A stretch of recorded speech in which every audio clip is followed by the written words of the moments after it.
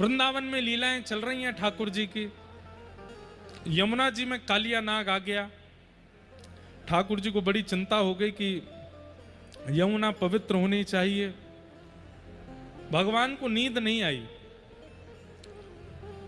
ठाकुर जी ने योजना बनाई और काली देह में प्रवेश करके कालिया नाग को वहां से मुक्त किया। ये सब लीलाएं हम क्यों सुन रहे हैं? आज पर्यावरण को इतनी क्षति होती है लेकिन हमें बिल्कुल कोई फर्क नहीं पड़ता। यमुना जी में एक नाग प्रवेश कर गया तो ठाकुर जी को रात भर नींद नहीं आई कि मैं यमुना को विष मुक्त कैसे करूं। इससे क्या समझ में आता है कि श्री कृष्ण के आप हो गए हो। केवल तिलक लगाने से काम नहीं चलेगा, केवल कंठी पहन लेने से, केवल यज्ञ अनुष्ठान कर लेने से, केवल नित्य एकादशी कर लेने से आप वैष्णव जरूर हो जाओगे, लेकिन वास्तव में कृष्ण भक्ति प्रकट होती है आपके भीतर पर्यावरण संरक्षण की भावना हो।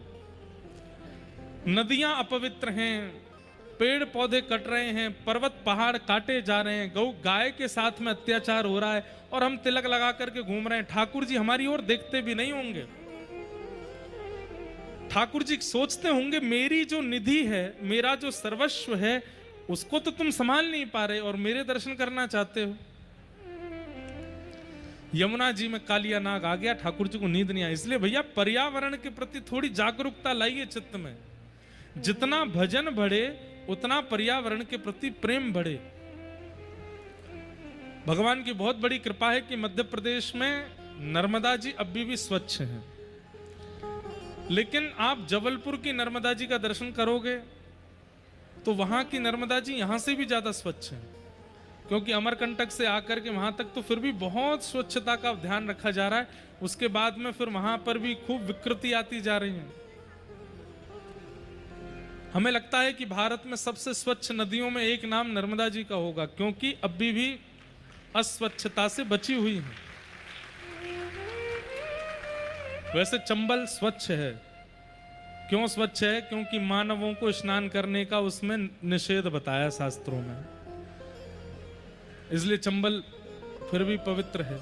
लेकिन ये पवित्र नदियां हैं, इनके प्रति जागरूकता की भावना ये इस बात को दर्शाती है कि आपके अंदर भक्ति है। भक्ति है, ठाकुर जी आपसे प्रेम करते हैं। इसलिए किसी ना किसी रूप में पर्यावरण संरक्षण अपने चित्त में लाइए। ये ठाकुर जी की धरोहर है, इसकी सेवा रक्षा सुरक्षा हमारा कर्तव्य है। भगवान ने कालिया नाग को यमुना जी से निकाला, तब चैन मिला ठाकुर जी को। देखो वृंदावन श्री कृष्ण ने क्या किया?